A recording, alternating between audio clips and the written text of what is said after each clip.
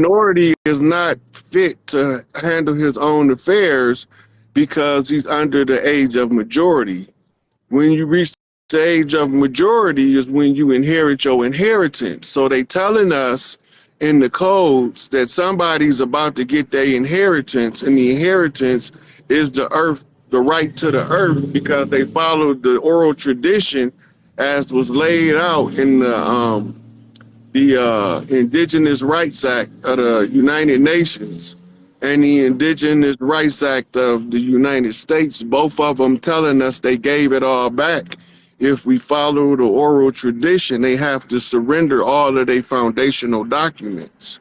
To recover the foundational document from the agents that took over the land gives us back the control, which puts us back in the place of what's called jurisdictional supremacy, which is the sovereign position of right on the land to apply tribal law, which we call the Great Law, and to restore the mothers as the tribal leaders and the matriarchs across the land. This is what we're supposed to do, right?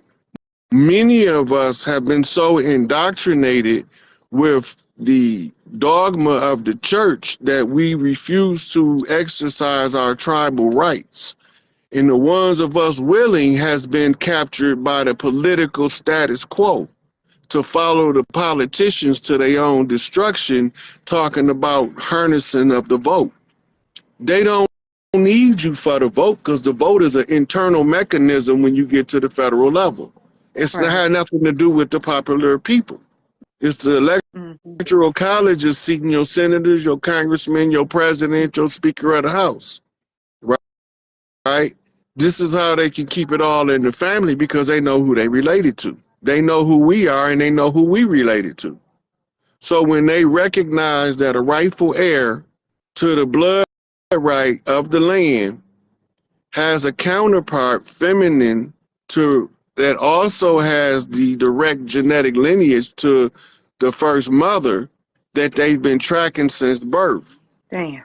They surrender the documentation in order for us to show that we've done the work. But the new system doesn't fit in the old system. If you try to put the new system in the old system, you're going to be guilty of fraud because they don't fit. This is why we have to switch over to the quantum systems. The quantum systems is intergalactic trade and resources with other civilizations throughout creation.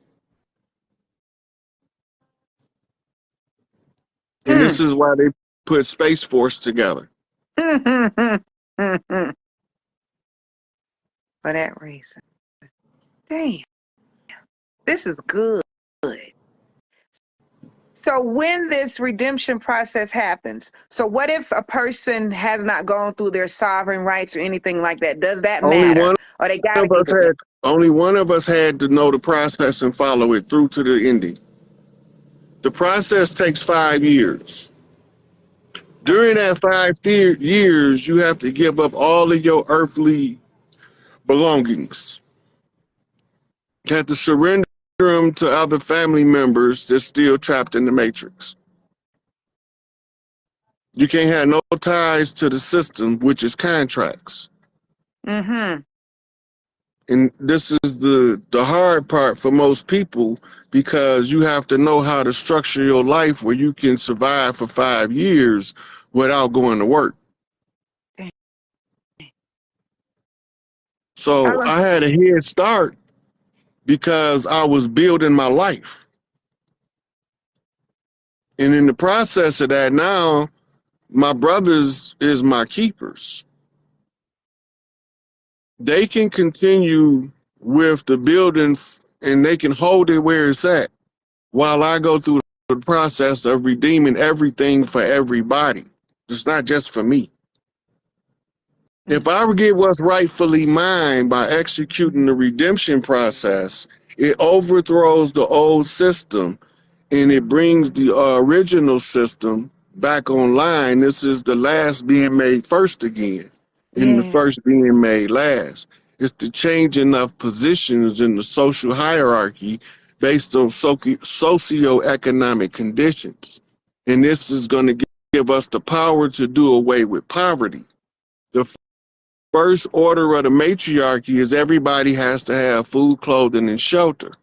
So when the system fall on this end, you're going to have what's called the dark period. The dark period is when the new system is about to reboot and the old system is defunct, which is already defunct and has been being dismantled step by step since 2019, July the 6th. So in the process, they did everything to let us know that they tapped out. We won, they lost. One of us remembered and followed the process from A to Z. Now they screwed.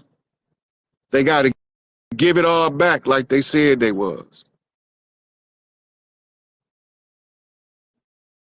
And we are in what year? We in the 5th year, right? This is. Yep.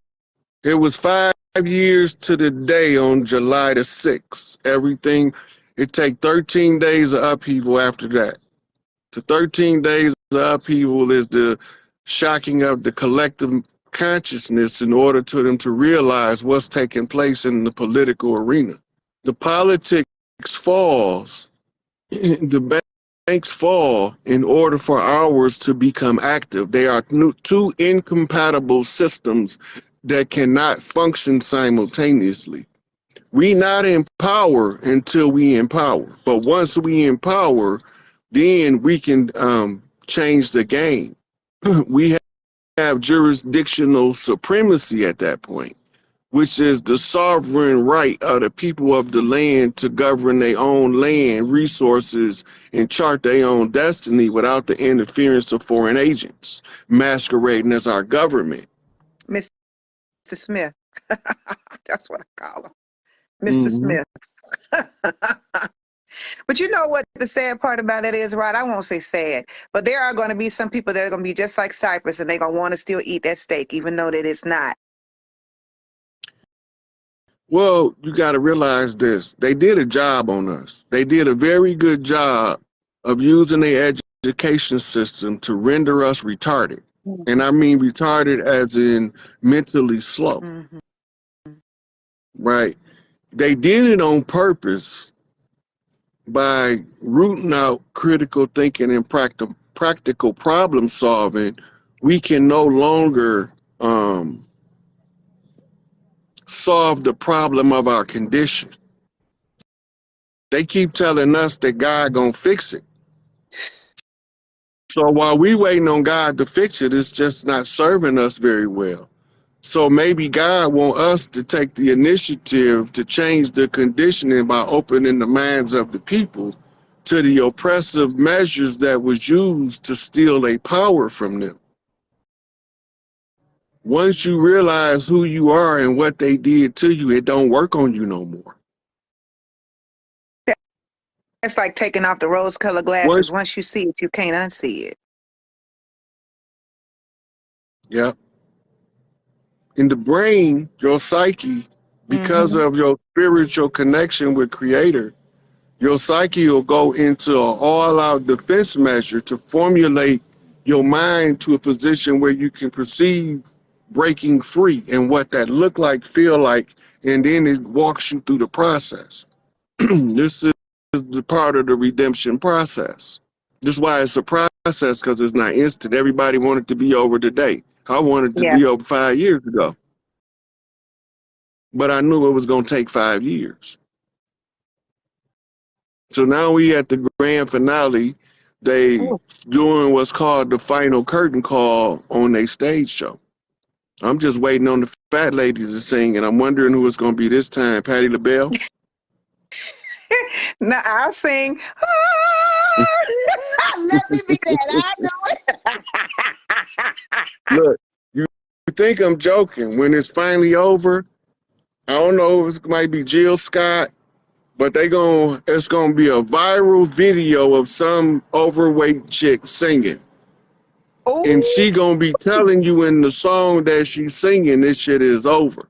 And they gonna make a big deal out of it in mainstream media. This is how you gonna know that it's over, because they gonna put the fat lady up to sing. They Probably gonna already be Lizzo. pre-programmed us. They already pre-programmed us to look for the fat lady to sing. Yeah, yeah. They've been saying that. It's over when the fat lady sings. They've been telling us that how long? It's probably gonna be Lizzo. The fat lady is the symbolism for the big mamas. But all of the big mamas ain't big. My first big mama, Mother Margaret, was about 5'2", weighed every bit of 110. Excuse me. But when she walked in the room, everybody knew that was Big Mama. Everybody. It wasn't that even other elders that was also Big Mamas knew that Mother Margaret was their Big Mama too. So in my life path, I have to go back to the beginning and find the Big Mama that's supposed to be the Big Mama of this era by following the movement of the tribes across the land. Knowing the tribal structure, I know that the Big Mama that called us to war was in the Carolinas. Called us all from all across the lands to fight the Gullah Wars, right? So this is why we was all concentrated in the southeastern United States. Remember, Florida used to extend all the way to the Texas border,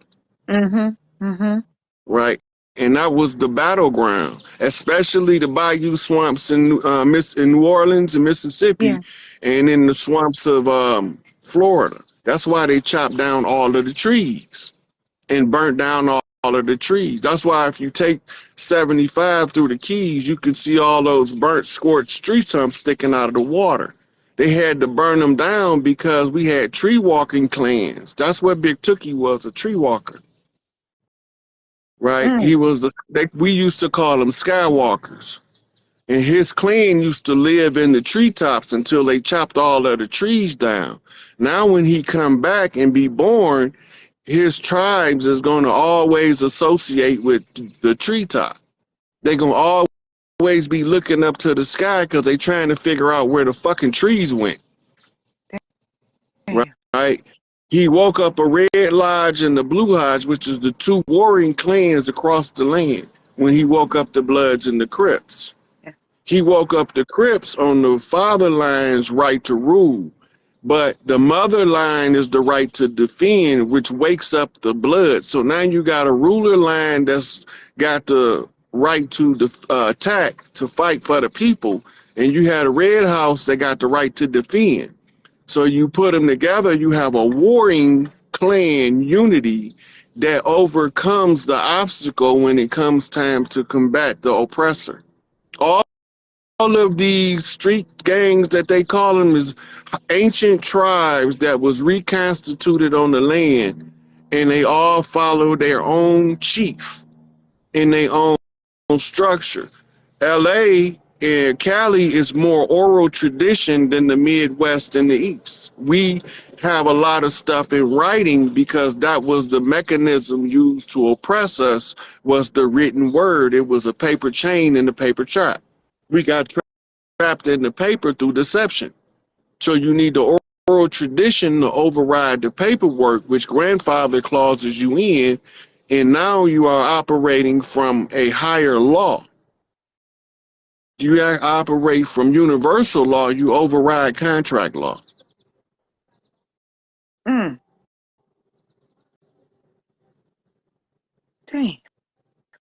That's why it was so much of a war on the gang. That's why Larry Hoover is in the situation. That's why they did all of that stuff. Yeah.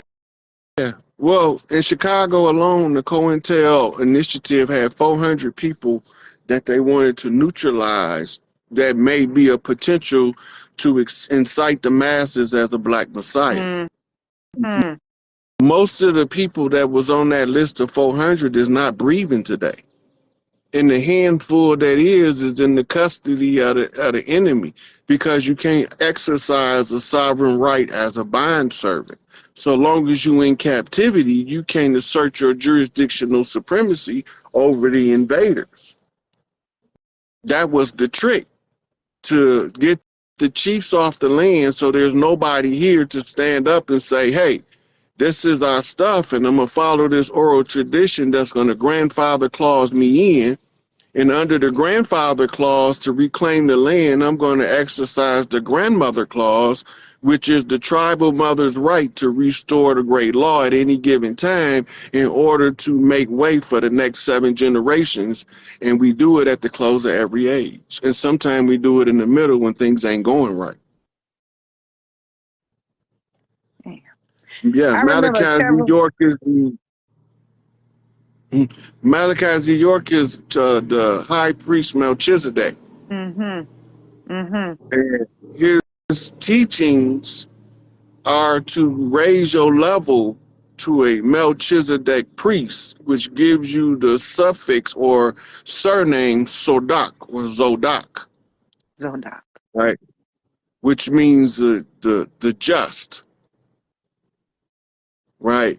So now, if you are a Melchizedek priest, you know the steps that's required to establish justice when it's been upset by rogue entities masquerading as the rightful authority. This is why they took Malachi off the land. He can't be here. He's waking too many people up. He's starting to make the clans come out of the slumber. And the contract don't end until July the 4th of 2019. We could have ended it when Obama took office, but none of us knew what to do, and they wouldn't let me in because I didn't have no PhD or no MD behind my name. So they said that I didn't know what I was doing, and there's no way I could be the one that come with the keys to unlock the captives and set the captives free. And then when nobody else would come forward with the skill set that I offer, then they say, well, Johnny, come lately, we'll give you a try. Since you won't wait till the last minute to stroll in the door, I said, no. I came, and y'all shut the door in my face. When I first came home from prison in 2008, I went to everybody. They told me I ain't know what I was talking about and go sit down somewhere. So now I just sat down. Since I don't know nothing, y'all know better than me. Jeff Ford's responsibility was to take the enemy to bloody war. That's why they took him off the land. It's his job. He is the military chief, high chief of the land. They take him off the land, now he can't perform his function. Damn. Larry is the chairman of the board of the committee of chiefs, but he can't come and give the people a public report because they got him in custody. His public report tells us how they trapped us and how we got free. And it lets us know that we are in control of our own destiny once again. And if we can tell our children what they done to deceive us, they're not going to fall for the same things that we fell for, because we learned from what they done to us. And now we can go tell it to the youth so that they can understand that they put infiltrators in our community to sick us on each other, so we won't never unite and oust them from the land. Infiltrators that look like us. And I could show them the receipts. So I had a dream. I remember, I don't know if, I think I sent that to you. I had a dream. This was some years ago. I think it was I'm almost sure it was 2019 when I had the dream. And in the dream, what they showed me, they told me it was somebody that was in prison that should not have been in there. He was a high-powered person, and he was going to be responsible for helping and setting everybody free. Now, this is before I knew as much as I know now, and I had that dream. And they told me that it was getting ready to happen, to hold on for the ride. And that was, I think, 2019. And I wrote it down because I was like, I don't know who that is. But he wasn't even supposed to be in there. That's what they said in the dream. He wasn't supposed to be in prison, but he was purposely set up to go to prison. Look, in my case, I definitely earned my prison bit. I don't got no misgivings about that. I was a bad boy, but I pay my dues. Right. I didn't sacrifice nobody else for me. Yeah. I stood on my own and I took that. Same with my co-defendants. They stood on their own and they took that. We was wrong. They was excessive in their punishment, but they didn't think that we was wise enough to walk through the valley of the shadow of death with no fear of evil and come out the other side unscathed. So when they put Shadrach, Meshach, and Abednego in the furnace and thought they was gonna burn them, shit, we was controlling the fire the whole goddamn time. The whole time. So I do want to talk about, it's two different things I want to talk about because everybody's been talking about it, and I'm so people just feel the way they feel about it. Project 2025 and Chevron. I want to know about Chevron, but I want to talk about Project 2025 and how you feel about that and what that's for. So the Chevron was to stop the arbitrary enforcement of rogue laws, right? Mm-hmm. These rogue laws, they really just rules and regulations from a private organization that's doing a governmental function. They not our government. It's been a deceptive tactic the